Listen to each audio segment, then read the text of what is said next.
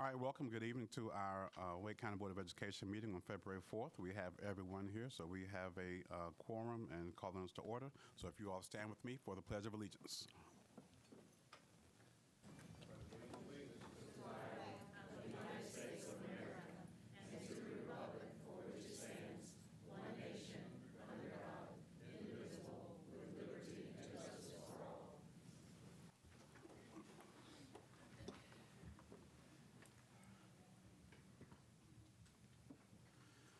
All right, since we're running a bit behind tonight, we'll go ahead and jump right into our information agenda and start with our superintendent's comments.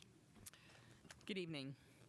Congratulations to the 37 WCPSS magnet schools that have been named either Schools of Excellence or Schools of Distinction by Magnet Schools of America. We had a record number of Schools of Excellence this year, 16, up from 11 last year. To receive these recognitions, schools must undergo a rigorous review process to demonstrate that they are fulfilling the mission of magnet schools, increasing student achievement, promoting racial and socioeconomic diversity, effectively integrating their magnet theme, and creating strong family and community partnerships. Year in and year out, dozens of our magnet schools prove that they are among the very best in the nation.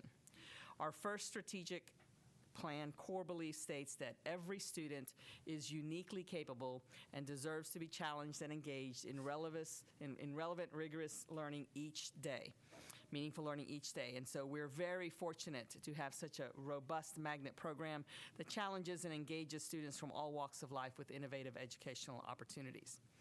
And hot off the presses, WCPSS was notified just this afternoon that Josh Hunter, science teacher at Moore Square Magnet Middle, is the MSA Region 4 Teacher of the Year, entire region. To see the full list of winners, visit www.wcpss.net/2020 Magnet Awards. Fox Road Magnet Elementary was one of our 16 schools of excellence, and the school got yet another feather in its cap last week. 3 teams of Fox Road 5th graders swept the elementary level of the stock market game for the Coastal Triangle region. Stock market, y'all. Yeah. Okay.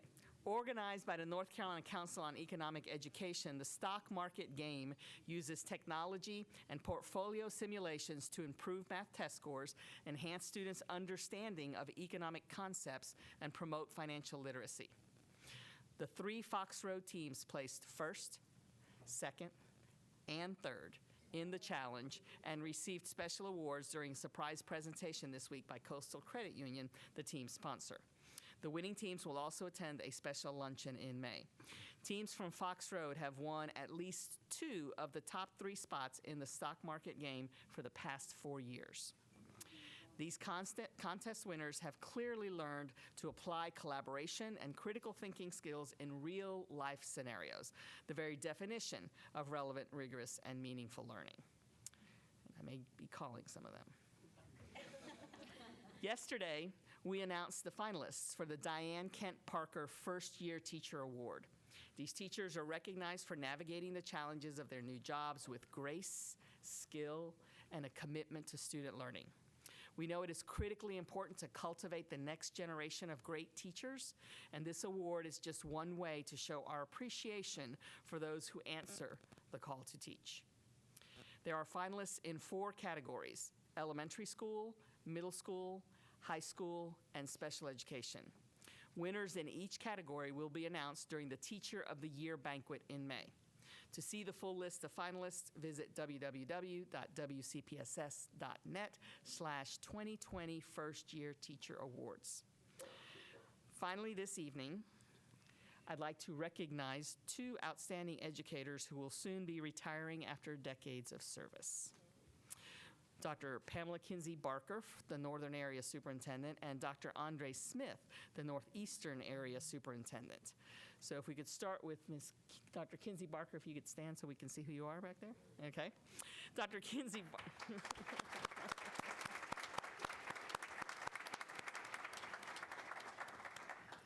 Dr. Kinsey Barker began her career with WCPSS in September of 1985 when she was recruited by the principal of Conn Elementary to teach Spanish classes and help write the Spanish curriculum. She was not a teacher by training, but spoke Spanish fluently. Once in the classroom, she realized she had a passion for education and innovation. She taught at Hunter Elementary during the early years of magnet programming and was on the staff when Durant Road Elementary opened as one of the first year-round schools.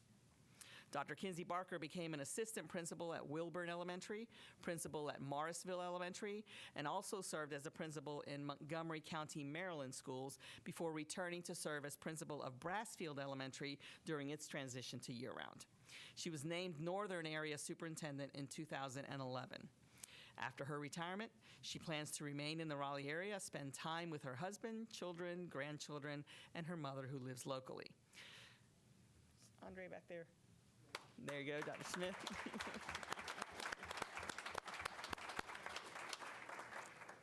Dr. Smith began his career in the Buffalo City Schools in Buffalo, New York as a teacher, assistant principal, and principal.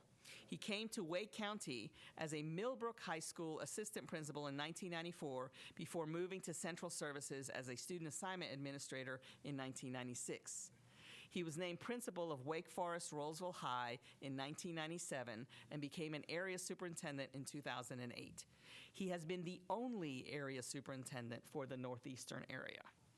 After retirement, he plans to mentor principals in some capacity and focus on writing.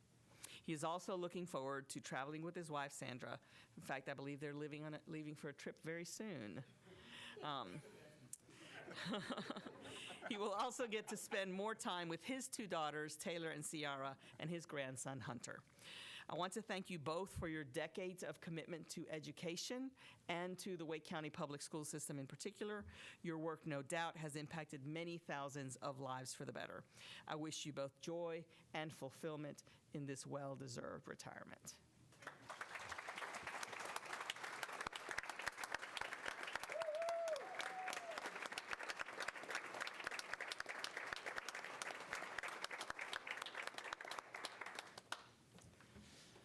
That concludes my comments. Thank you for those, and again to Dr. Kinsey Barker and Dr. Smith, thank you for your years of service. I don't know what you all did with your retirement, but I think I may take my retirement to Fox Road Elementary. That's right.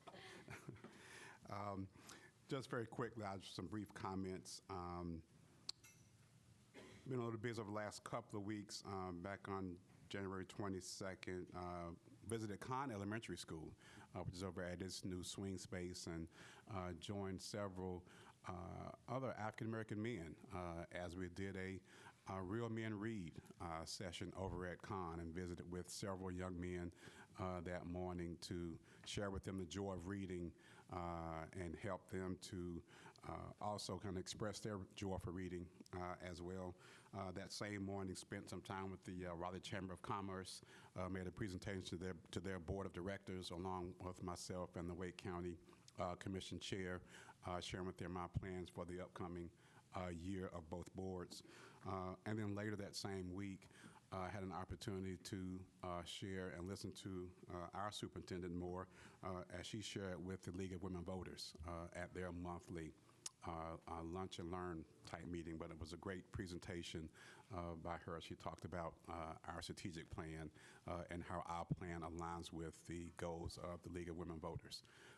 So that pretty much sort of covers my brief remarks. We're running a little bit behind, so I just want to keep my remarks short. Now move on to Ms. Cash, if you have any, Vice Chair.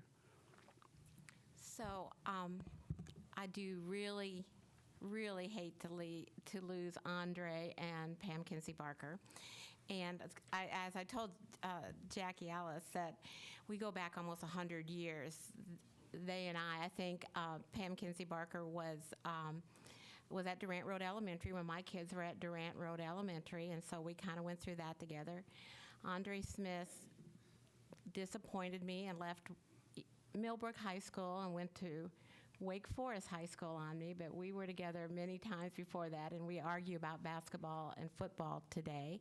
I'm going to miss them both. I'm taking it quite personal since they were both in my district. So I'm sure I had something to do with that. But I apologize if I was the cause. But they have been excellent, and I have enjoyed working with them in so many capacities over the last 25 years, 25, 30 years. So I'm sad to lose them a lot. Big shoes to fill. Who's ever coming next? I don't know about that, but and I also see Sam Green here. He endured me too in the 90s, and so he was one of our best principals ever. I'm glad to see you here tonight. But he's great principal, great everything. So I'm glad to see you here as well. The one thing that I got to do this last week was I did go to East Millbrook Magnet Middle School, and I got to get involved in their integrative art program and see some things that their kids were doing. And integrative art is very important to me and they do a good job of it at East Millbrook, because I know I had one daughter that struggled with a lot of learning disabilities, but she was a great artist, and I remember her art teachers, and Sam was probably a part of this too. You were part of her life. They offered her to draw maps in her history classes, and they offered her to do things for them on the board in art in her science classes, and that's what brought her all the way through school. And I know she was getting integrative art with all of her subjects in school, and that helped her. And today she went on to teach art at Duke University, and she's involved in art today, and it's a love and passion of hers. But if it hadn't been for things like they're doing at East Millbrook Middle School right now, I don't know if she would have been successful. So I appreciate if anybody gets a chance to go to that wonderful school, East Millbrook, go over there and see what they're doing. It's a beautiful school inside. They've got a lot of excitement going on, and I'm very proud of that school. And just to finish up, I am having my back meeting on February 11th open to the public at 6 o'clock at Northridge Elementary School, and there will be open for anybody that wants to go on a tour of the new school, so that'll be open too, so everybody's invited to that on February 11th, 6 o'clock. Okay, I'll start with the board members. Ms. Scott, I'll start with you today. Good evening. Thank you. I'll try to be brief.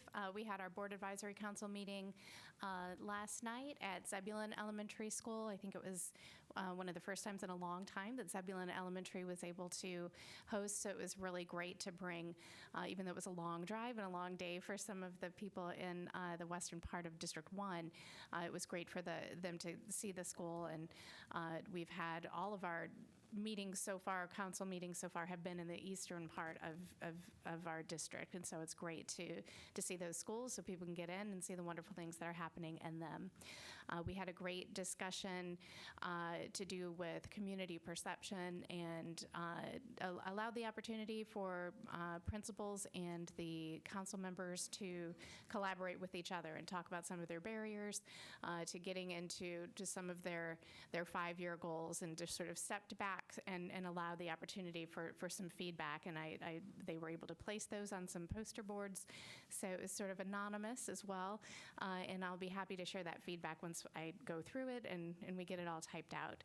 And I also wanted to say thank you to both Dr. Kinsey Barker and Dr. Smith for their service. It's one of the things that I've really appreciated being board members, having the opportunity to have one-on-one conversations with people that I might have never met before. And if the conversations I had with both of them, it really struck me how dedicated people are in these roles, and how people have just, you don't see it, it's impossible to see, but the dedication that they have put into the work that they do, it really just knocked my socks off. So I'm really, really thankful for the opportunity to have met both of them. And those are my comments tonight. Thank you. Dr. Mark. Thank you. I'd like to briefly congratulate all of the mid-year graduates. I had the good pleasure of attending the graduations at Athens Drive and Middle Creek. Roughly 50 students at each place graduated, but we have several hundred mid-year graduates. Congratulations to the first graduates of 2020. We also had our District 5 BAC committee meeting, and thanks to the Leadership Academies for hosting us at St. Aug's. Paul Coe, Marius Pettiford, Don Dawson, and our own District 5 Principal, Kathy Hutchinson, were there to lead the discussion on social emotional learning in schools. I had a really good discussion with them. An interesting suggestion that came out of that from one of our BAC parents, and I've forwarded this to Superintendent Moore. This member is a substitute, and she requested that some of the professional learning, particularly around community resiliency models, be available to substitute teachers. As they get into classrooms, understanding some of that level of resiliency could be a huge asset. So I'll just share that from the BAC, something that we might want to consider. But thanks to all who helped with the conversation. Discussion. Thank you. Good evening. And I wanted to also add my congratulations to Dr. Smith and Dr. Kingsby Barker for their wonderful dedication and service to Wake County. And they're both area superintendents in District 6 as well, Ms. Cash, so maybe it was me. I don't know. But best wishes on your retirement to both of you. And also congratulations to the District 6 magnet schools that were named schools of excellence or distinction. There were 10: Carroll Middle, Joyner Elementary, Millbrook Elementary, Stow Elementary, Wiley Elementary, Brentwood Elementary, Brooks Elementary, Broughton High School, Daniels Middle School, and Green Elementary. So congratulations to those District 6 magnet schools. All right, starting this end, Mr. Hagerty. Thank you, Mr. Chairman.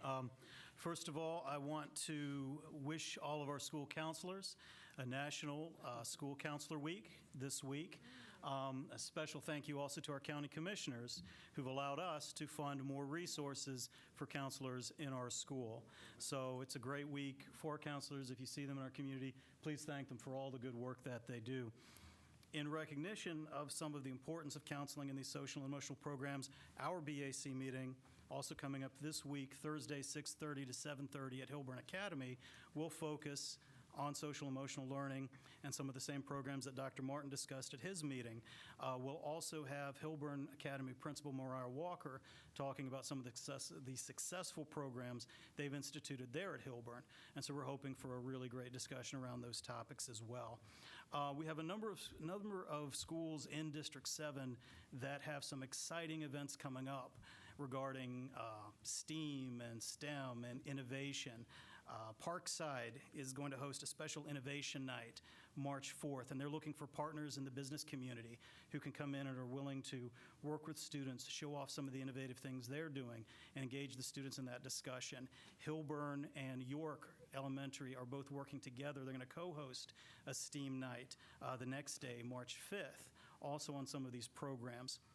I don't know how many of you saw the commercial during the Super Bowl for Girls Who Code, but programs like Girls Who Code and then the programs we're able to offer in our schools that can really reach out and engage more young minds that typically just aren't well represented in STEM fields and STEM careers is of vital importance. And providing good role models, people that live and work in our community that are engaged in these jobs, and being able to have a forum in some of these nights are really, really important. So I want to draw some more attention to them tonight and hope that more folks will support their efforts. Again, usually I'm really brief, but we have a lot of thanks that I have to give tonight. Our school spelling bees are concluding this week. So congratulations to all of our spelling bee winners at all of the schools, and a huge thank you to all the parents, PTAs, faculty, and staff that make these events happen. These are all volunteer events. Also need to thank the Wake Ed Partnership, WRAL-TV, and Johnson Subaru for coming through and helping to sponsor Wake County Page's county-wide spelling bee. This is the Scripps Spelling Bee, and if not for these sponsors, we would not have a spelling bee this year. And so it's just so important that we have people in the community that help sponsor these efforts that'll send these kids to DC to compete. So once again, a big thank you to them. Dr. Kinsey Barker, again, if nothing else, I'm going to thank you for the wonderful principals you've selected in our district, especially at Jeffries Grove Elementary and at Leadmine Elementary, and we wish you well in your retirement. Finally, one last thing. I want to honor Mr. Bobby Allen, who is here. Mr. Allen did not know that I was going to do this. As you know, Mr. Allen is a former principal at Enloe High School, but was an assistant principal when I attended way back in the 20th century. Now, I don't know how many of you know this, or how many of you know the story about the kidnapping at Enloe High School. Did you know about this? There was a kidnapping at Allen High School, but everything turned out okay. Bobby Allen woke up the kid and sent him to class. Thank you very much.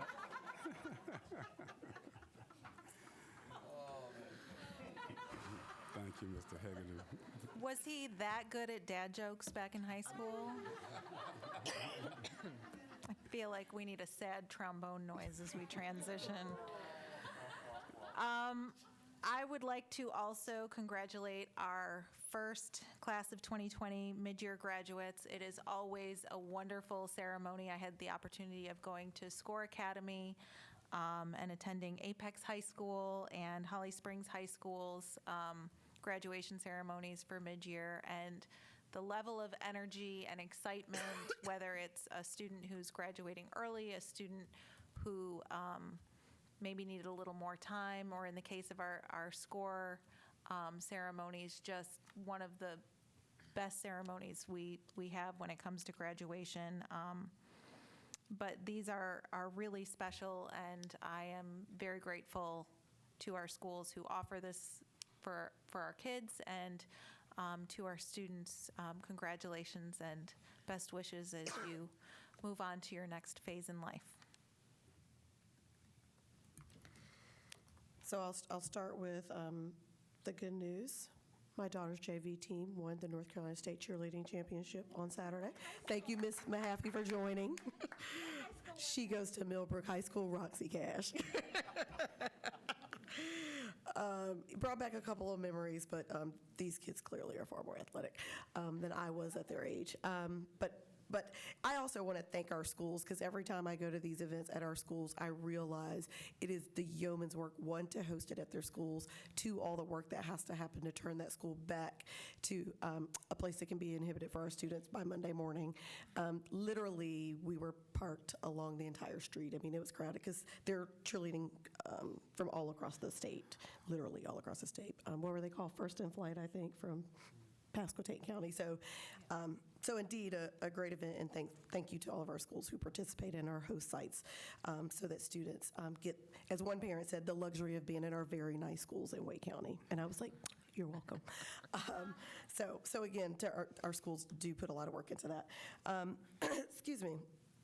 I also want to talk about a nonprofit that I've been involved with for the arts, and I want to thank both Broughton and Enloe School. Our dance company started a 501c3 to actually give back to physical movement in Wake County, and one of our first things that we're doing is raising money so that students who can't afford private dance, that we can scholarship them in to be to receive training from choreographers like our own Wake County Robert Green, who is the ambassador for this program, and both Broughton and Enloe actually performed last Sunday in our inaugural Move It Raleigh event, which was fantastic. And it was, for me, it was a great culmination of those students who have the opportunity to take private dance, along with the students who do not, and to really be able to see, one, the relationship building that we foster all day, and did a full community dance from students from every dance company and all the schools that participated. Also got to see our schools participate in another local dance convention. So I think it's important that we know that while I always say arts is education, but our teachers and these advisors of these groups are absolutely working 7 days a week to ensure that these students are at the level that they need to be. And thanks to Ms. Cash, who came to see us before she was back on the board about their extra duty pay, because I got to see 2 weekends in a row the work that these people really put in and invest into our students. And so I always want to lift up the extra mile that they go for our students. And I'll close it out and say my Black History Month for next board meeting. Thank you. Mr. Fletcher. Thank you. I also have to give appreciation to our area superintendents who are going to be departing, and they'll leave some big shoes for other people to fill. Thank you both for your years and years of service to Wake County. I had the pleasure of attending with Lindsay Mahaffey the SCORE graduation ceremony. Was held at Cary High School. Just an exciting time to see these young people who've started to make some different decisions and are launching forward into what I'm sure will be a great opportunities as they go out in the community college or four-year college or military. Just a note to everyone who's watching who may have some concern about our next state superintendent. It's an open seat.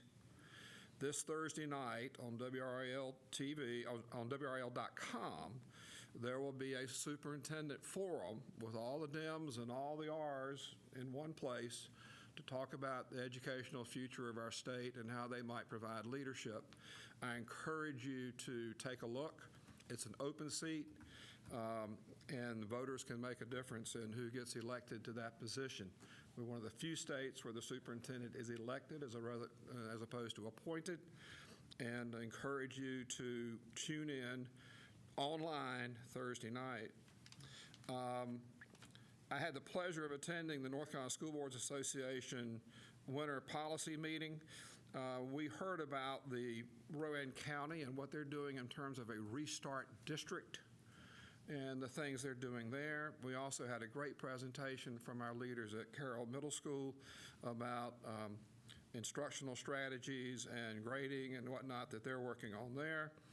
Some significant discussion about vaping and what on earth do we do. And very good meeting. I think it's one of the best meetings the School Boards Association has put on. They've got another one coming up in March with different content. The last thing is, you know the story about the bamboo. Bamboo is a plant that grows underground for like 4 years, and you don't see anything on top of the ground. But on year 4, you've got 20 feet of bamboo. The green community in our community is like that bamboo. Last week, I was able to attend a meeting of folks who have a focus on green schools. And we've not been the vanguard of that group. This is being sponsored by other people. And we have a sustainability effort that's nascent at the moment, wanting to move it forward and working with them on strategies. And I use the bamboo analogy because the rivers and lakes people who are working in the New Bern area used to be the Neuse and the Pamlico River Associations that now consolidated in a single thing. They're doing stuff at New Bern High School and other schools down there from which we can learn. And so the effort of this Green Schools group is to really promote communication of what opportunities are, and then to figure out are there legal, organizational, cooperative efforts that we can do across these nonprofits as well as governmental structures. And there's some leadership being provided by the folks at UNC, Chapel Hill. And it's an interesting thing. Mr. Haggerty and Dr. Martin and I attended a meeting about 4 months ago.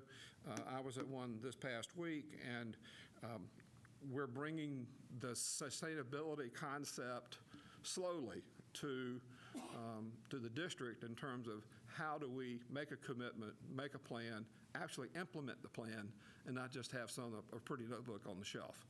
So I use that analogy. I think I'm going to come back to bamboo over several meetings, and I thank you for allowing me to make some comments.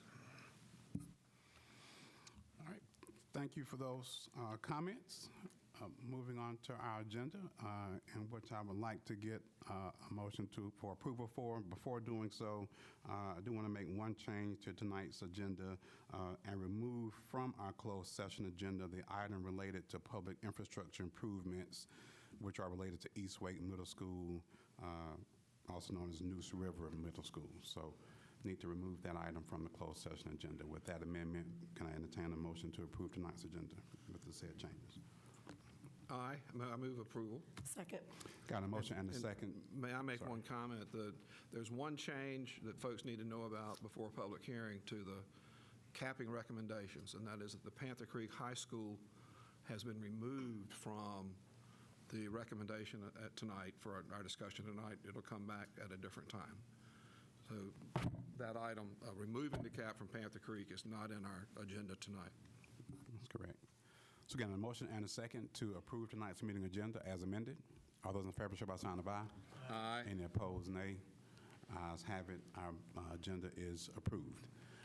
Moving to our information item, which we have one.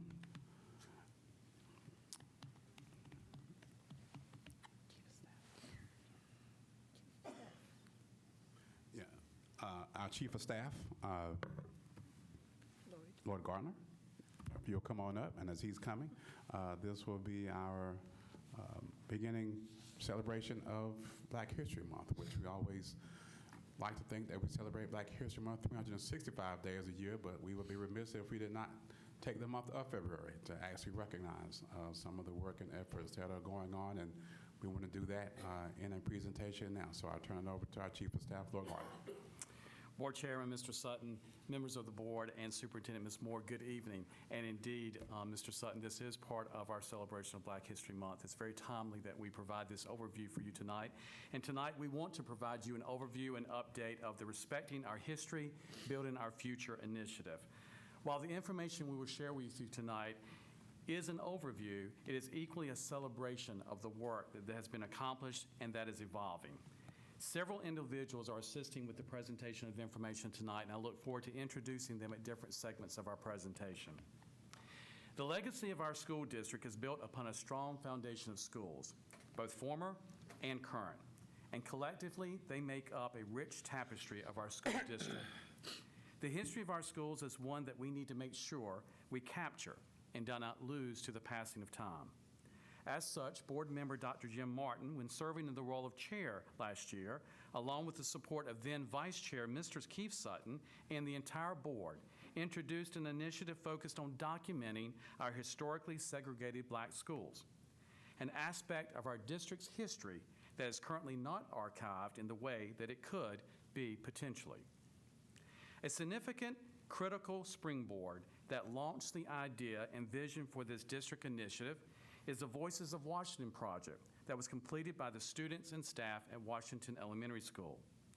The Voices of Washington is a model of how the school, its students, school administrators, teachers, and staff, and its community can come together to research, study, document, learn from one another, and celebrate the rich history of its school and its contribution to its respective community and to our district as a whole.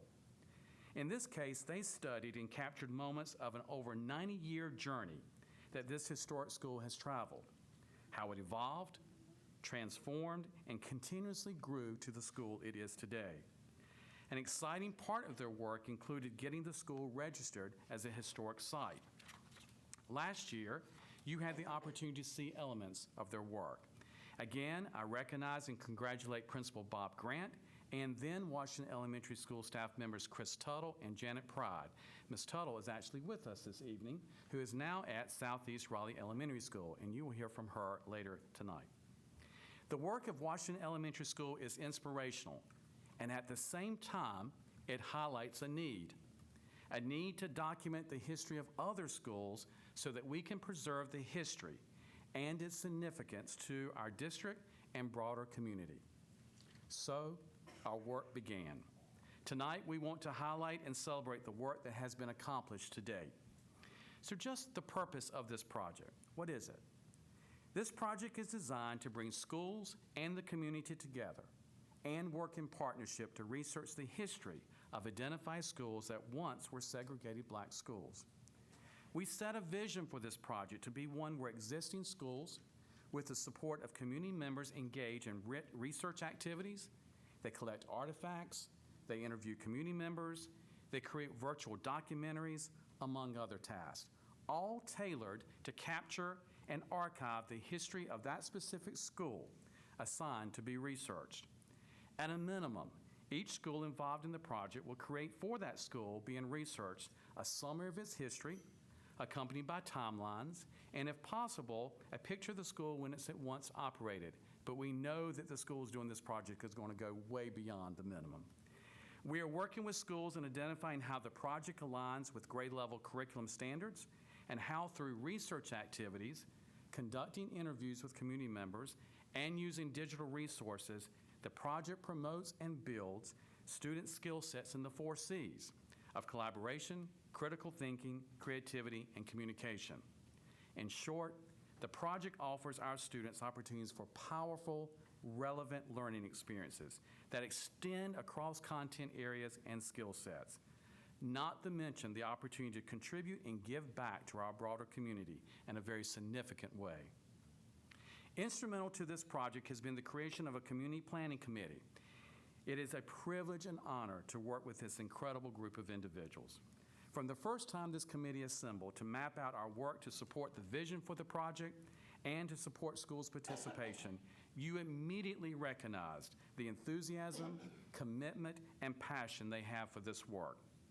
As we have met, amazing stories of these historic schools and their impact on our community have been shared. The stories simply reinforce the need and the value for this type of archival project.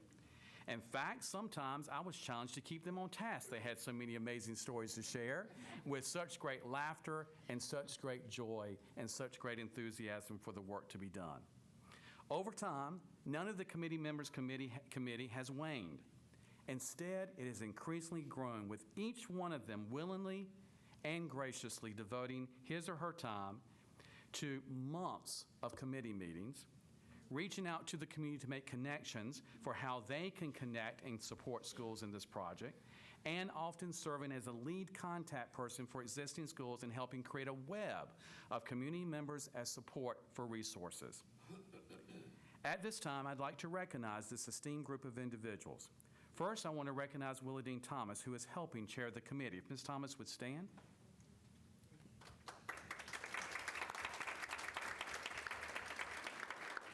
Second, as I call each committee's member's name, I ask that they stand to be recognized. Not all of our committee members are here, but a good number of them are. But I am going to recognize every member, whether they're present or not, so that you can know who's serving on this committee. At this time, I would like to ask these individuals to stand, and please remain standing so that we can recognize you at the very end. Bobby Allen,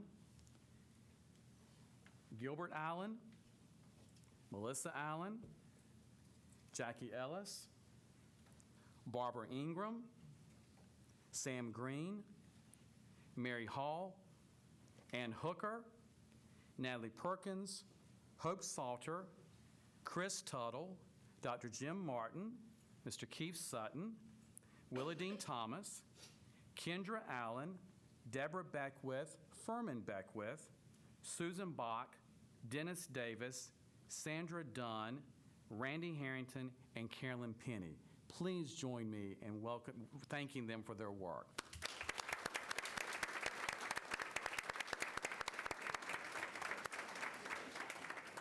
On behalf of our district, to our committee, I want to offer my sincere gratitude for each one of you, and thank you for the time you've invested and continue to invest in this project. I would like to take a moment just to highlight the work that this committee has done over the last number of months. The committee has been very active in setting the pathway and foundation for this work. First, we had to identify the schools which we were going to research as part of this project. While we had a start, we did not have a complete list. And it was important for us to create as comprehensive and complete list as possible.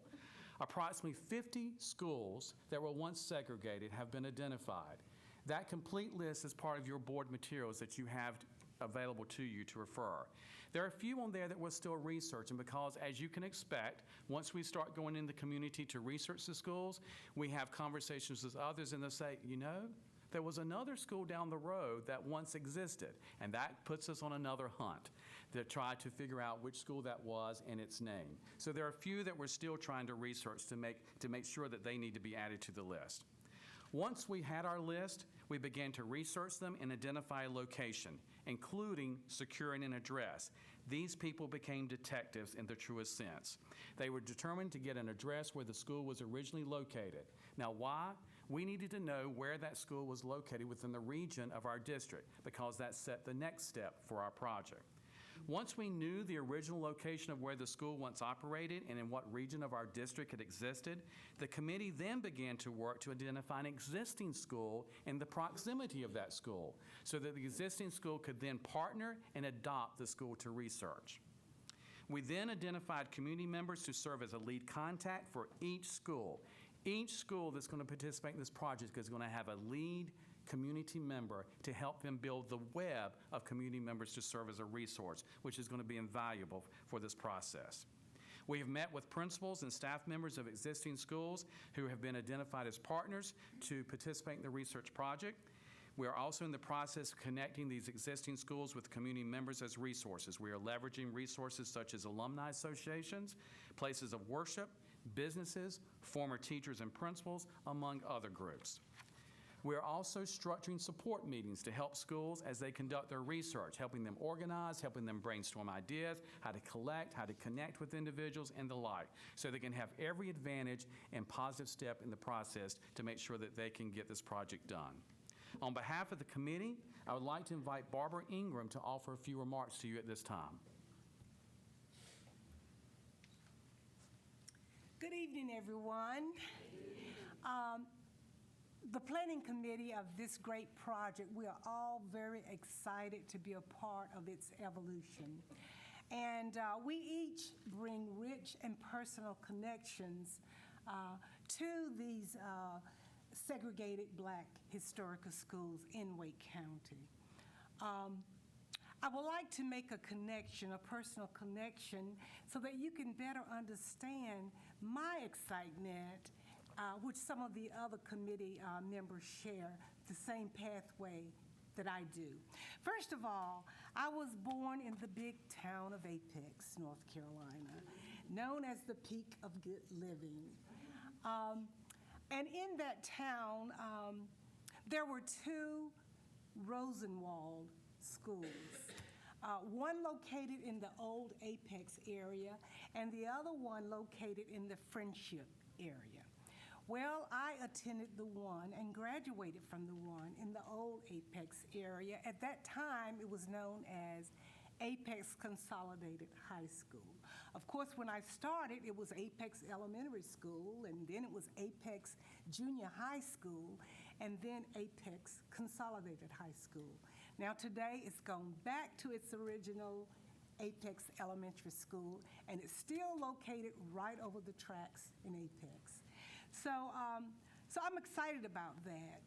We've researched and know that there are 20-plus Rosenwald schools in Wake County that were built with those special funds. You may not know this, some of you, but just 2 weeks ago, the Apex Town Council approved a resolution to erect historical landmarks at both of those locations. So we are all very excited about that. I retired from the school system here in 2003. After having about 44 years in education, 36 of those years were in Wake County. I had the opportunity to work in the Wake County school system as well as the Raleigh City school system before the merger in '76.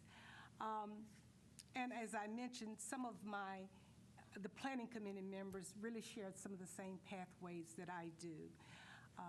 You've heard about the Voices of Washington project that Dr. Garner has explained. I remember last year, I think around this time, I was reading the News and Observer, and I was reading about this outstanding project because I knew that Washington was the first African-American high school in Raleigh. And my connection with that was I did my student teaching at Washington when it was a sixth grade center, along with my twin sister. We had classrooms next to each other. That's a different story to tell. But as I read this article, it presented an aha moment for me. I said, why can't they do that for my school, Apex Consolidated High School? And my oldest sister was with me when I voiced that, and she said, why not my school, Barry O'Kelly School in Medford? So I want to personally thank Dr. Jim Garner for sharing my unspoken vision of extending this great initiative. And I also want to thank Dr. Garner and Willardine Thomas for guiding us through this project. We're all excited to be a part of this project. We're excited to research, we're reaching out, we're talking to community members that are excited, and there's so much value in doing it now because we're getting old. And we want to share this information while we're still alive, while we're still eager to research, and while we're well. We just want to share this information. As I talk with community members, they are eager to share the information.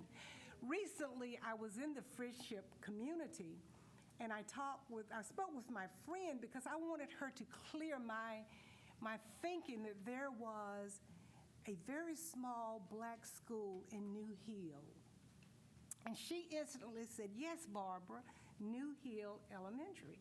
And I attended 4th grade in that school, and my father was the principal of that school. So we're making connections there.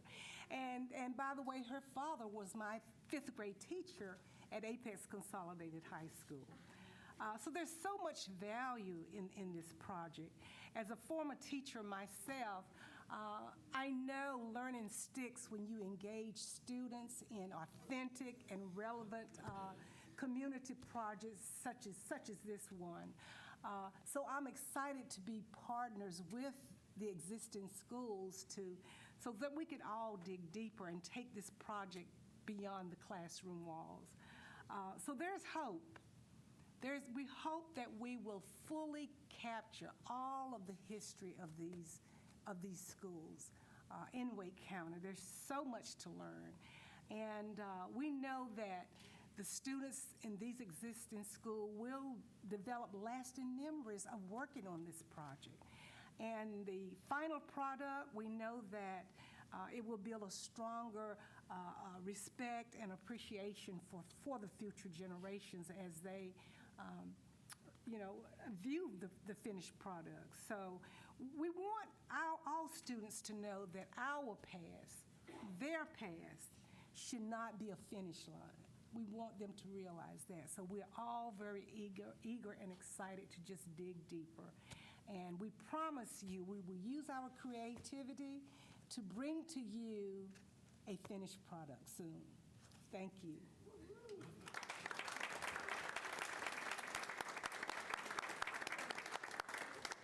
Thank you, Ms. Ingram. I have told her, as well as the committee members, the word old is not allowed at our meetings.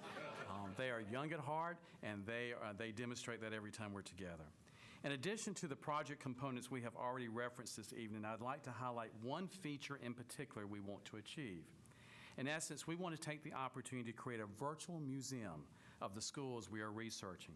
It'll be a website that schools and community members can access to learn about the history of these schools, see pictures and other artifacts, hear interviews, among many other elements. I invite Chris Tuttle from Southeast Raleigh Elementary School to come forward to walk you through a prototype of this feature that we hope to put in place, just to give you insight into the potential of this powerful tool that's going to tell the story of so many schools. Ms. Tuttle? Good evening. Lisa's going to pull it up. So what you're looking at is a prototype that we've worked with the communications department to develop. And so what you see here is the landing page that will have historic schools and some pictures. And then there'll be a directory that has a link to each school. So when you click on the link, you will come to a one-page summary of the school's history with an image, if we can find it. You will also, each page will have a share information button so that if there are community members that we haven't met and haven't acquired information from, they'll be able to click on that and have a phone number and leave messages so that we can reach out to them. So our hope is that each school, as we get the information, at a minimum, will create this one-page summary. And then you'll see towards the bottom of Washington's page, there's additional links to learn more about the project. So as the schools develop additional resources and finished products and the projects evolve, we hope it to be really organic, and that as we learn more, we can continue to update the sites. So each school will have that. And then when you go back to our landing page, there's also a map that we've created.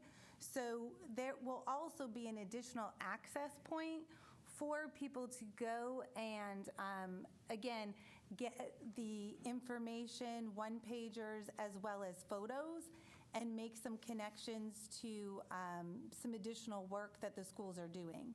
But we really the map was something that Dr. Martin was really passionate about, in having a visual of exactly where all those schools are located throughout our district.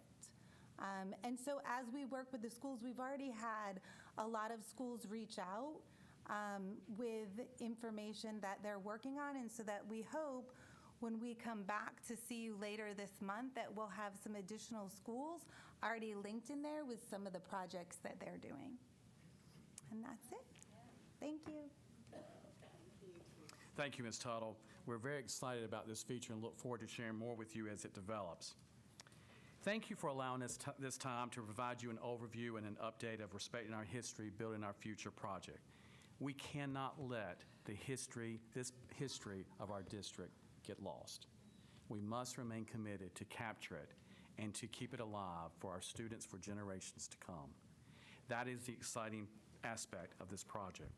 We plan to continue sharing with you updates as this project evolves, even providing an opportunity for students and staff to come forward and present before you their experiences, their stories, and what they have learned. Outside of the virtual museum, we are also thinking long range of other products that we can have to reflect and celebrate this work in the form of art, performances, written products, among other possibilities. So in closing, thank you. Thank you for your vision and support as a board for this very important work. Thank you to our committee for being here. Thank you. Chair Sutton? Before I ask if any other board members have questions, Dr. Martin, do you want to make any comments since this started under your watch? Hadn't planned on comments, but thank you to each and every one of you. I have thoroughly enjoyed getting to know you, listening to your stories, working together. Your passion, my passion have just collided, and we've had so much fun. And Chris, what you put together with the map and the virtual museum, getting it started, is fantastic. It's exciting. When I go through the community, I hear these same stories of, it feels like this has been pent up, and we're opening the lid to tell stories and record history. So again, thank you for everything that you've done and for everything that you're going to do. I'm just very excited that we're going to capture this important part of history. Thank you. Any questions from any board members about anything that you've heard? If we identify resources, we point them to whom? You can send them to me. The Lord. All right, thank you. I already did. Yeah. And Chair Sutton, if I could just, one story. You all remember Ann Hooker, one of our retired area superintendents. I'm just going to tell you the tiny little story from her. Each member picked a few schools that they were going to dig into some information and connect resources to, and one of the ones that she picked was Kingswood. And I will never forget sitting around that table. Ann Hooker said, "I was principal at this school, and I didn't even know its history." To me, that was one of the many stories that it just is not going to leave. But she was principal and just was so focused on running that school that didn't take time to think about this lost history, which was so powerful. So I mean, that's just a tiny little glimpse of what's going to happen with this work. As was stated, we are excited about this work. All of these folks are volunteers. We don't have any budget implications or line item for this work. They're doing it because they love this community, love the history. Many of the folks that you saw introduced were educators and were teachers, administrators in those buildings, but also students. in those same buildings, and their parents and others parts of their family worked in those buildings as well. And much of that history is being lost and crumbling away. Some of these buildings are still standing. Others, there's nothing there but a pile of dirt. But we are working very hard to find what memories, what pictures, what artifacts that we can, and try to hold on to that history, and not only to preserve it for us, but to pass it on to our students in our community. Many of us aren't aware, and our students certainly aren't aware of that history and the connection to that, and you can't move forward and build on your future if you don't know the history from where you came. So thank you again for all your work on this. Thank you all for your attention to this, and we will certainly keep you posted. Yes, we will. Thank you, Mr. Sutton. And on that note, these individuals are on the volunteer clock, and I know some have some commitments tonight, so I invite them to remain for the rest of the meeting, or if they have other commitments, they may choose to leave at this time to honor that commitment. So thank you for this time. Thank you much.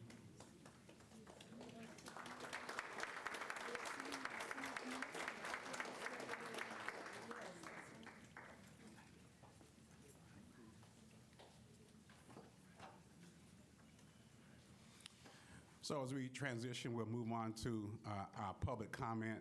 Citizens who sign up to address the board during public comment will be called on in priority order, first for items on the agenda and then for items not on the agenda. Each individual speaker will be allowed 3 minutes for remarks. Specific personnel or student matters are not appropriate for the public comment setting, but may be addressed through applicable WCPSS personnel, the grievance policy, or other applicable policies. First up is Steve Rao.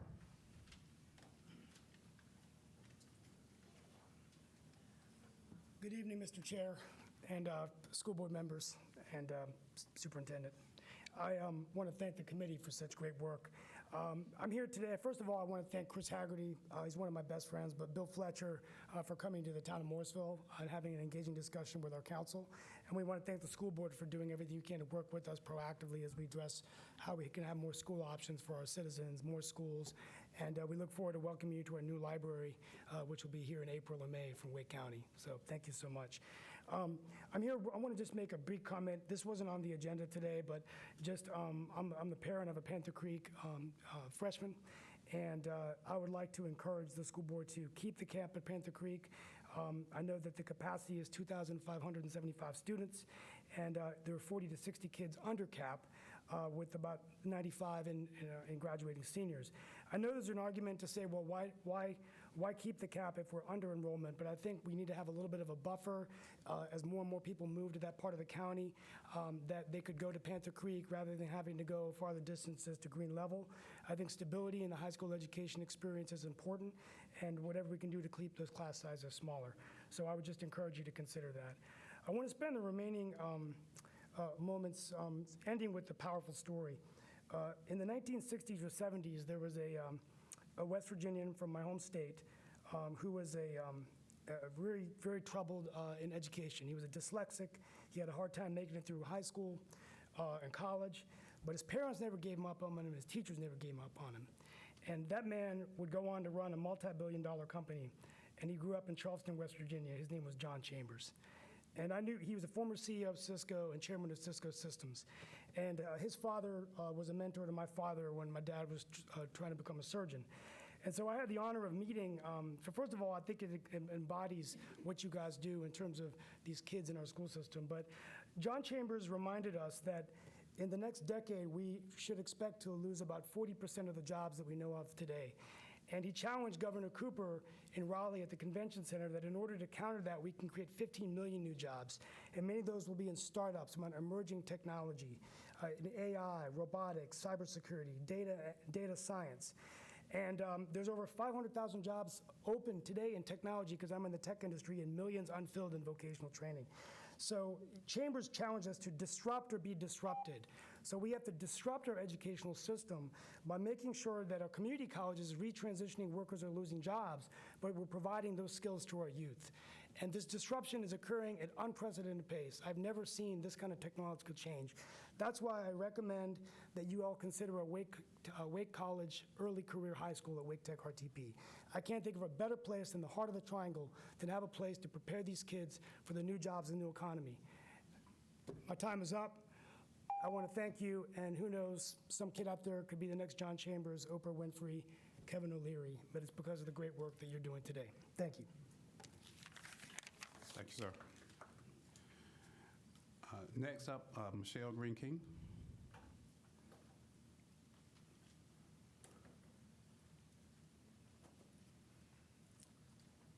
Hello, Chairman Sutton and Superintendent Moore.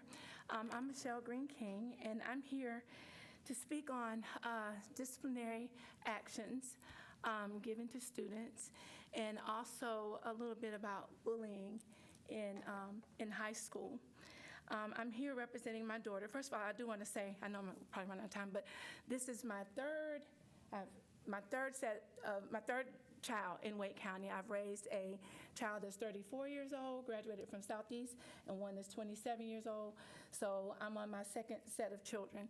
And I'm here representing my daughter, and she prides herself as a stellar student that challenges herself with a rigorous schedule. My daughter is an 11th grader at Broughton High School. She's a basketball player, plays AAU, and plans to play Division I basketball. She also is the only female to qualify in the state championship in track and was awarded female MVP in track. She's in student government for the 3rd year, and she's been voted by her peers to represent her class in Queen of Hearts for the 2nd year. This past year has been very hard for my daughter because she had an ACL injury. A student like this, you would try to figure out, like, how are they being bullied? So upon all of this stuff, I found out my daughter's being cyberbullied. And it went, brought into the school. And we reported it on several instances. And it kind of festered, and the ball was kind of dropped. And so that made my daughter become a victim. She was victimized. Victimized to the point where when everything kind of hit the fan and I had gone in repeatedly asking for help, telling them this is going to happen, my daughter was jumped, basically. And she now has been given this disciplinary action of a level 2. And this is a kid that's never been in trouble. I never had to see the principal. I've never had to do any of that with any of my children. And she's found herself with a level 2 disciplinary action, and I think that it needs to be addressed, that this disciplinary action needs to be given individually, because she was a victim, and I don't like how they have made everybody get the same disciplinary action. I think that needs to really be addressed. And so that's my concern. I have a child that's distraught, discouraged. She doesn't feel like her school cares about her. I have to go home and deal with this. And this is a kid that did everything right. And she's asking me, Mom, if I did everything right, what was I supposed to do? Thank you.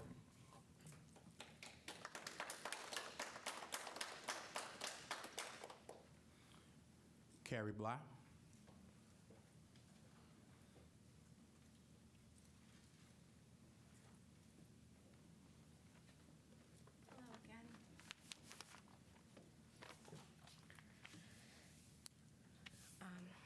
I'd like to read a quote from an article about the changing math and English curriculums.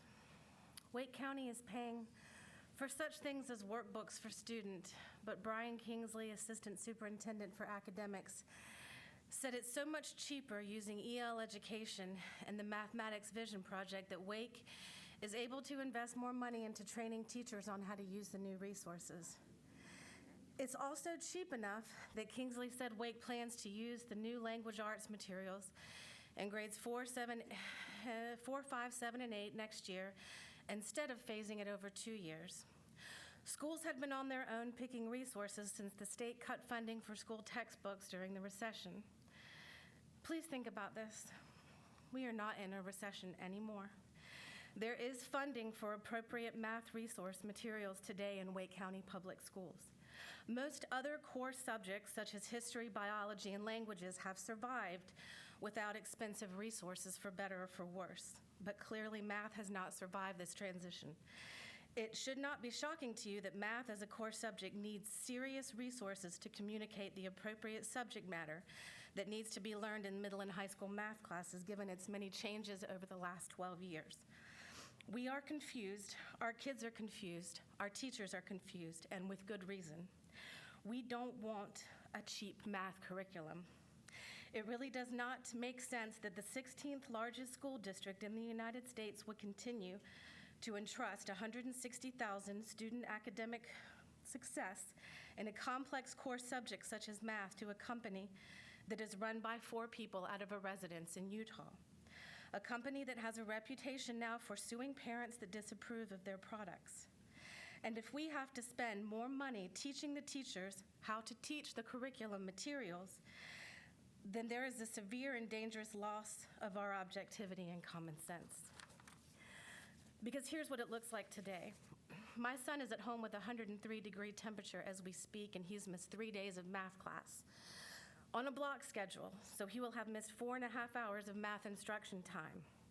Neither MVP nor Wake County provides comprehensive visual math content in an understandable linear progression. He will never have any idea exactly what math knowledge he has missed, and that is how gaps are formed. When you are in a discovery-based learning program such as MVP and you are unable to discover that in class, what's your backup plan? Now, the reality is every hour and a half of math class is reduced to a 2-minute video. And we as a family try to figure out what he was supposed to learn. As you seek to find solutions to these many math and English curriculums over the next couple months, and as you seek to draft your next fiscal budget, we hope that it might be a time to consider that Wake County continuing to support and implement a cheap math and English curriculum may not provide the necessary foundation to build success in these programs for every student.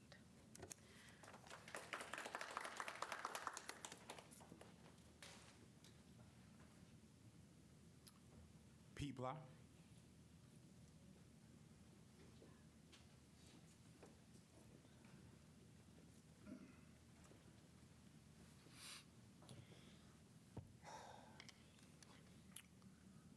After last week's board meeting, at the end of the week, we had our 504 meeting for our daughter. Meeting went really well. Everybody was good. Talked about all the things that we needed to try and help her out.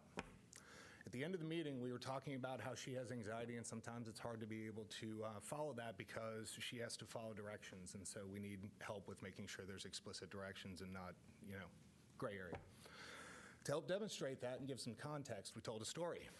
The story we told was she was in her class. She was given a math assignment. She was told that she is not supposed to use the standard algorithm, which to those of us here is subtraction. She was not supposed to use that. She's supposed to use 5 different ways to do it. She had 2 other boys in her group. 2 other boys in her group were putting pen caps on their fingers, pretending that they were Thanos. So she used her water bottle and her pencil, and she banged it to try and get their attention. It did not work. So she pulled out a sheet of scrap paper, did the standard algorithm, subtraction, found out what the answer was, reworked it all backwards, quickly put the piece of paper away because she didn't want her teacher to see because she thought she'd get in trouble. My daughter's whole reaction to that, to understand how her brain works, was that she needed a new water bottle so that she could get their attention. We told that story to try and show the anxiety and what happens. The response we got was because of the brand we have for our advocation, the principal told us a 10-minute speech about how people misunderstand Common Core and how it was great for him because he needed to understand the why. He wasn't listening. Last week at the end of the board meeting, I got done talking to you about please trying to understand the why. And we had a conversation where you said that the why was clearly stated in the vision statement. That wasn't what I was talking about. You're not listening. I never mentioned MVP. I never mentioned the math program. I asked you to try and figure out the why of parents who haven't bought in. Try and figure out the why of the students who say it's not working. Try to figure out the why of the teachers who say it's hard to teach so that we can all work together to find a comprehensive program that will work for everybody. My question is, is if we can't even get our words across in a 3-minute speech for you to understand what we're saying, how are we supposed to trust that you guys can work together to figure out what is the best thing for our kids? Sorry. So that is my ask. Go back and find out the why. Because without figuring out the part you don't want to hear, we can't build this into what is best for all kids and not just a certain subset. Thank you. Blaine Dillard.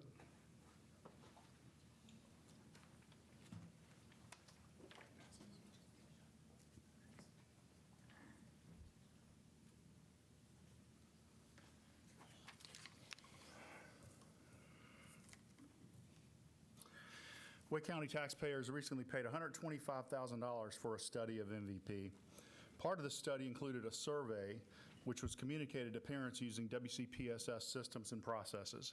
The presentation from MGT mentioned over 3,000 survey responses, which were poorly summarized in a bar chart showing only the most frequent answers, not the underlying breakdown of other answers. Have you ever seen survey responses presented in such an amateurish way? The presentation also failed to adequately discuss the magnitude and the significance of the 200-plus pages of write-in comments from parents. How do I know that there were 200-plus pages? Because the consultant, Simi Rayford, told me so. This board did not question these glaring omissions, nor did you have the curiosity to probe further. All last year, and probably to this day, you've gone along with the staff's tales of MVP complaints being few and far between, or isolated to one school. And then, when informed that there's potentially a treasure trove of enlightenment available that might have corrected your ill-advised misconceptions, you passed. Ignorance may be blissful to you, but it's not to me. So I requested the survey input provided by 3,000 citizens who paid for this study, and the communication department wrote me this, quote, all data and information used by MGT to produce the written evaluation PowerPoint was retained by MGT, and meaning the information you have requested is not a public record, unquote. Really? Is that lawful? Section 132 of the NC Public Records Law states that public records shall mean all documents made or received in connection with the transaction of public business by any agency of NC government or its subdivisions. The public records and public information compiled by the agencies of NC government or its subdivisions are the property of the people. I assert that a government agency cannot hide public records simply by hiring a contractor to manage them. What sort of games do you think this county and the country would resort to if that was the case? Additionally, would Wake County enter into a contract with a vendor prohibiting themselves access to detailed records related to the vendor's work? Of course not. In fact, in Section 10 of the contract with MGT, it states, quote, the provider shall permit the school system to evaluate all activities under this contract as dictated by the school system. And that includes access to any records and files related to the provision of services under the contract. So you have it in your contract. I'm calling on our distinguished media over here and this Board of Education to immediately demand that Wake County obtain and release these survey responses paid for by our tax dollars, redact as needed, but release the surveys. Release the surveys. Release the surveys. Release the surveys. Thank you. Rachel Askew.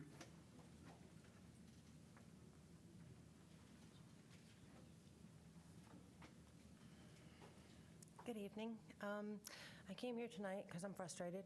I didn't have a speech, didn't have a plan, decided to just listen to see what you guys said and to see what I thought about it.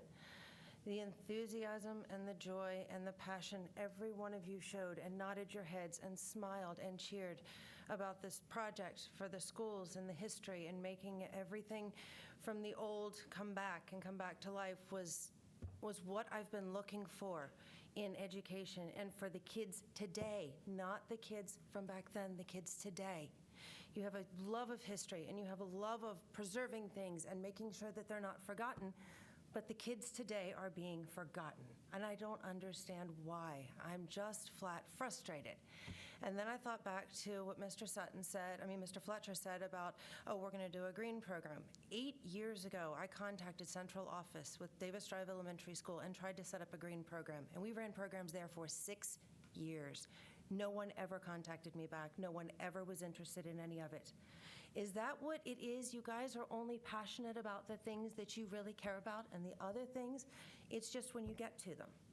And if that's the case, when are you going to get to paying attention to math? Because if it took 8 years to get involved in green stuff when the idea was brought up, we've already been 4 years into this math that everybody, the teachers, the parents, the kids, the schools, the reports, the data, the media, everyone has told you is not working. And not one of you is passionate about making it work, about changing it. I just don't understand. People say they move here for our schools. And more often than not, people are saying, oh my God, what have I done? That's not who we are. It's not who our kids are. It's not what they deserve. They deserve better. Where's the passion? Where's the excitement? Where's the, oh my God, maybe we made a mistake? Where's the, I'm sorry, we should have made a change? Instead of parents are afraid of change. Parents feel entitled. Parents are scared to try new things.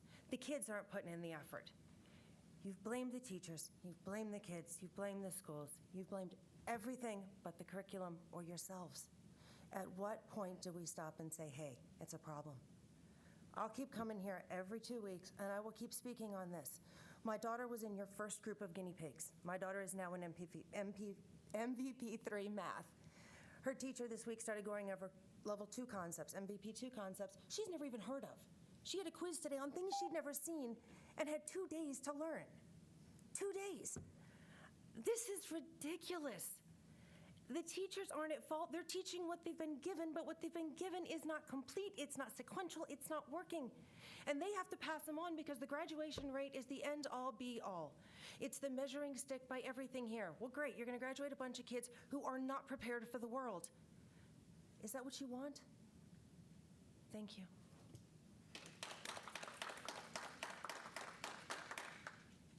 Pamela Buddha.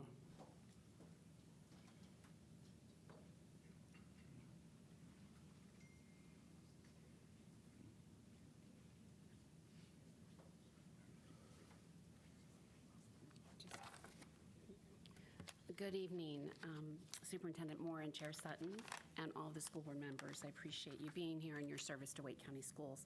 Listen, I'm kind of like this other parent. I came here to talk about 3 other things, but because I am a parent of children of color, and I have experienced what my children go through in Wake County schools, and I've experienced and watched the racial inequities, the achievement gaps, the treatment of students of color.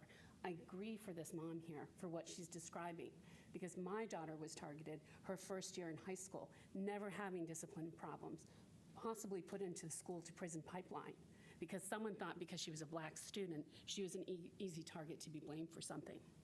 So I'm concerned about that. I share about this other parent that said, it's great to hear about the history, and I do think it's wonderful, and I think it's a way to create awareness for other people who may not understand the history of the black community and just the history in Raleigh. But more so, what are you going to do this month to help the achievement gap for students of color, to help the students of color like this mom, her daughter, who sounds like she's been doing all the right things and now she's going to be left, her trajectory for life will be affected because of decisions made in Wake County schools. And that's not why I'm here tonight. I'm here about math, but I'm here about math grading. And I'm here about the racial inequities and achievement gaps in math for students of color. And I'm here about asking you my first question. Teacher accountability regarding grades. What is Wake County's policy for a parent to request accountability for grading in math? This is specifically Math 3. Is there a Wake County customer service escalation team to address time-sensitive concerns regarding grades, GPA, support for academic achievement that affects students currently, their GPA, their ability to get scholarships, their ability to stay in school, to not have that trajectory? Why is it the policies are so complicated and so layered, and actually the policies are so layered that there's implicit bias in your policies to create racial inequities, to create cultural non-responsiveness, and to not have specific practices for everyone? How can I have someone independently check my daughter's grades for math, for a teacher who was punitive and did not allow my daughter, when she was absent with an excused absence, to not be allowed to be able to access the quiz that present students or non-absent students were allowed to access? Why is there a policy that exists at a local school site that only lets students who are present have access to testing instruments, and non-present students who are absent but want to take the test or quiz are refused to do so, or are treated punitively and are harassed to do that?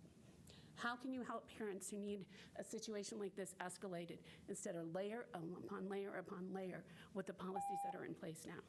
Thank you. Appreciate your time. I want to thank all of our public comment speakers for commenting tonight.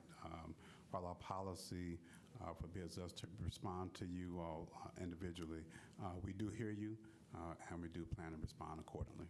Thank you.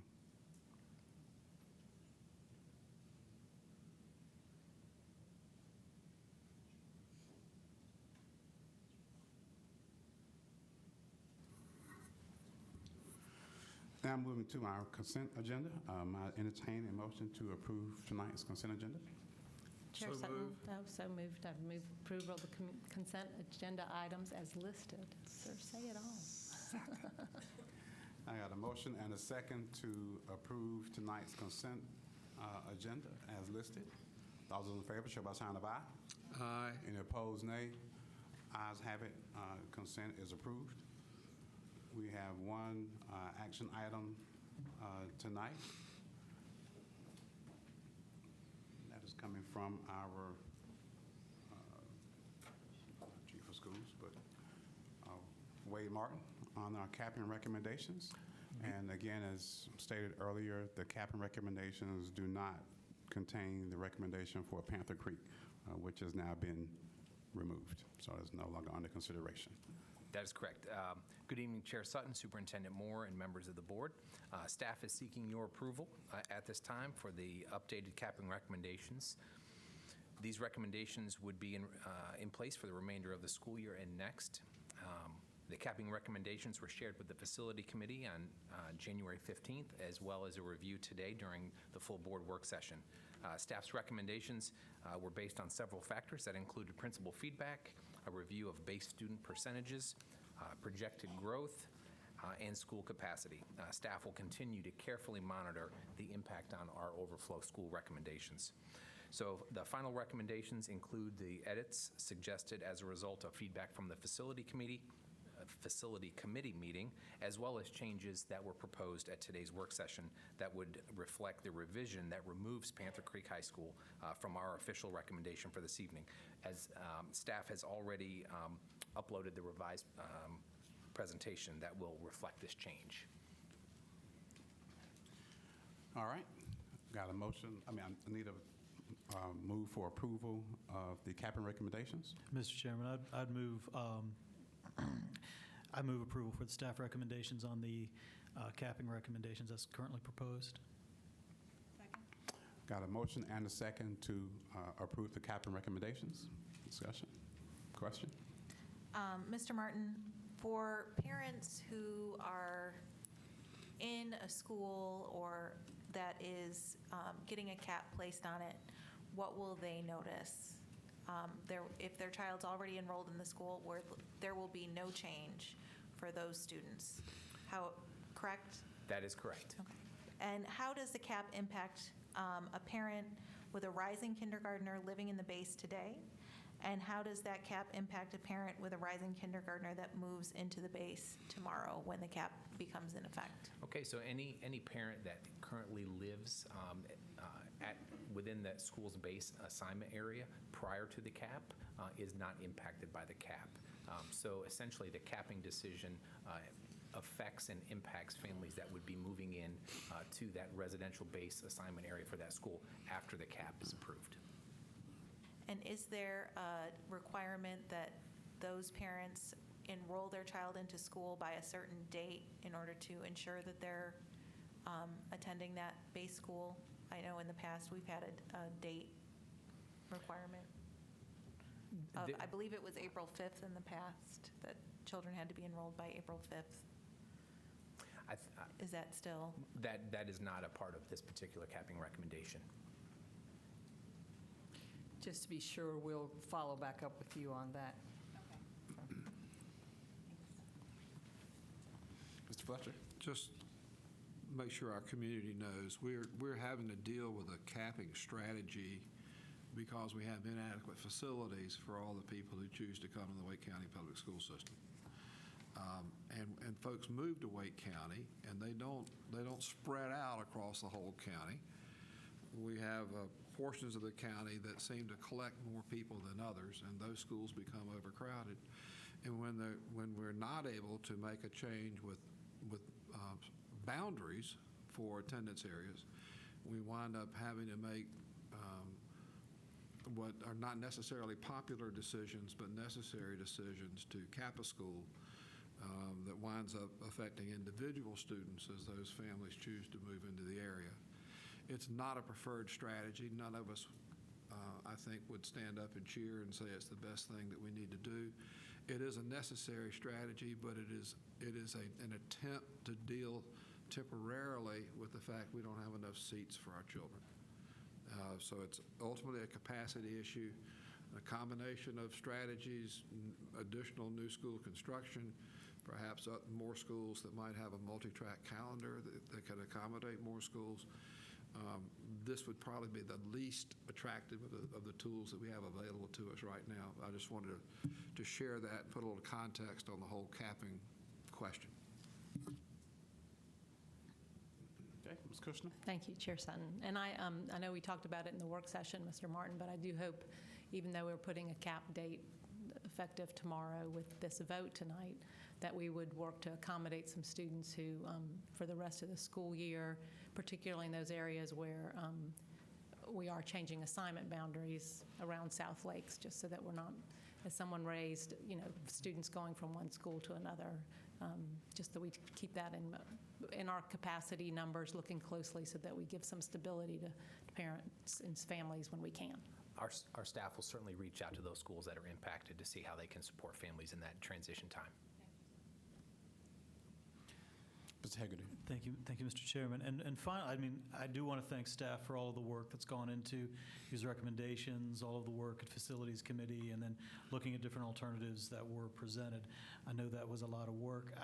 I would be interested, as we come back to this topic, in getting staff's recommendations, both with what you do in long-range planning, but also maybe in communications and outreach and kind of, more people involved in how we talk to the community about what capping is. I think, as was stated, there's a lot of misunderstanding about what that term means.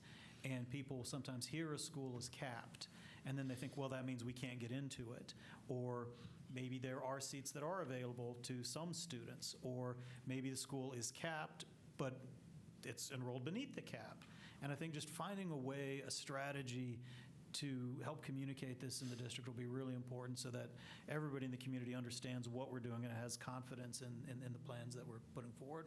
That's great feedback. Thank you. Thank you. Ms. Cash? I would also like the board to talk about this because we're expecting an awful lot from the staff to convey all of these avenues that we are doing on capping. So I think, again, like I said in the work session, it's long overdue for this board to talk about capping specifically and how we want to move forward with it, because I think we need to simplify it somehow.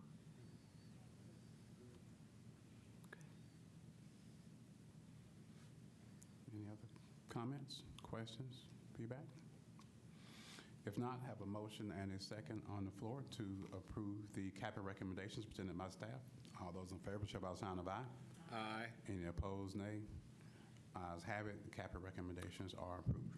Thank you very much, Mr. Sutton. Thank you, sir. Thank you. I entertain the motion for us to go into closed session. And I would just note that the third item in the closed session motion is no longer necessary. Chairman Sutton, I make a motion that we go into closed session for the purpose of to consider confidential personnel information protected under GS 143-31811A, A3 and A6 and 115C-319 to to consult with the Board of Education attorney and preserve the attorney-client privilege as provided in GS 143-318-11A3, and to consider confidential student information protected under GS 115C-402 and the Family Educational Privacy Act, USC 1232G. Second. Had a motion and a second for us to go into closed session for the items just stated. All those in favor show by sign of aye. Any opposed, nay. Ayes have it. We're now in closed session.